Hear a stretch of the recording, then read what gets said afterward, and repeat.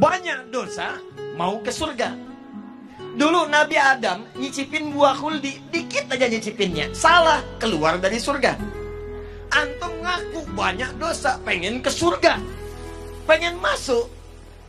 Bagaimana cara kita mendapatkan ampunan dari Allah supaya semua dosa-dosa tadi dihapuskan? Kata Nabi, bypass cara cepatnya. Kalau di dunia ada cara cepat, di dunia ada pengawalan cepat, maka dalam rumus akhirat ada rumus cepat untuk mendapatkan ampunan dosa. Apa itu? Dapatkan rahmat Allah subhanahu wa ta'ala. Dan ternyata di antara rahmat Allah itu diturunkan di majlis-majlis ilmu. Diturunkan di majlis ilmu. Karena itu para ulama dulu, kalau ada orang banyak berbuat maksiat, banyak berbuat dosa, maka yang pertama diarahkan kepada mereka, datangi Syekh Fulan, datangi alim Fulan, datangi majlis ilmu Fulan, minta bimbingan kepada mereka untuk bertobat. Pernah ada seorang yang melakukan pembunuhan sampai dengan 100 orang dibunuh. Mabuk tak terlukiskan. Pencurian itu sudah kebiasaan. Zina dia praktekkan. Satu kali dia ingin taubat, terbersit di hatinya, saya ingin kembali kepada Allah subhanahu wa ta'ala. Maka apa yang terjadi? Dia datang kepada seorang syekh, dia bertanya, "Ya syekh, saya ingin bertobat, bisakah seorang seperti saya tobat?" Kata syekh tadi, Allah akan menerima semua hamba yang ingin bertobat kepadanya. Datang ke masjid fulan, datang ke majlis fulan, datangi guru fulan, minta bimbingan untuk bertobat kepadanya. Karena dia yang paling mampu untuk mengajari engkau. Ini adab dari para ustadz, adab para kiai, adab para alim, adab para guru. Jadi kalau kita bukan pakar di satu bidang, maka rujuklah kepada guru yang lain untuk mengajarkan.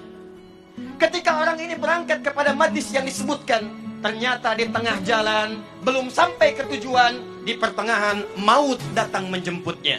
Tiba-tiba wafat di pertengahan jalan. Tahukah Anda apa yang terjadi? Saat wafat itulah malaikat kemudian turun, tapi terkejut mendapat perintah dari Allah subhanahu wa ta'ala. Apa perintahnya? Saya ampuni dosanya, saya jamin surganya. Saya telah siapkan surga untuknya. Maka bawa dia, siapkan dengan kenikmatan-kenikmatan kubur yang telah disiapkan.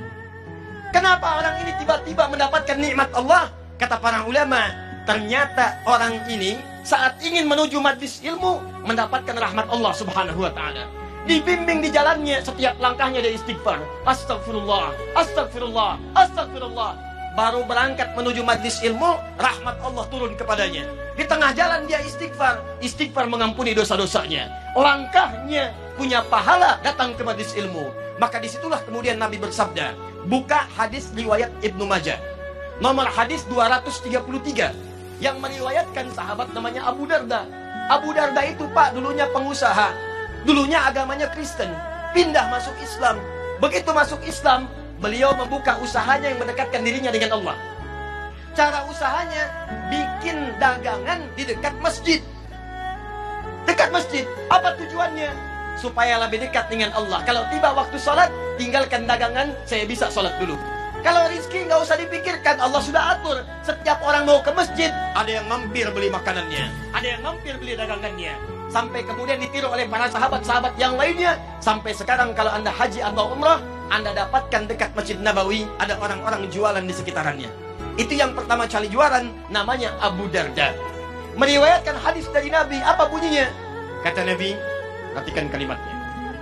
Man salaka tariqan yaltamisu fihi ilman, sahhalallahu lahu tariqan ilal jannah.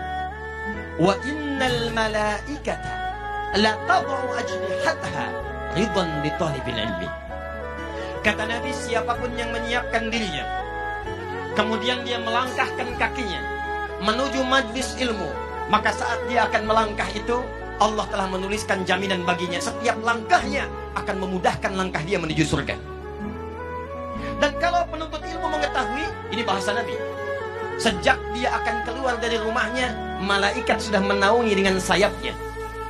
Di saat bapak ibu ini mau keluar rumah, datang ke sini, jangan dikira sendirian. Malaikat sudah memberikan naungan sayapnya, mengiringi kepergiannya dari mulai berangkat ke rumah sampai dengan ke majelis ilmu.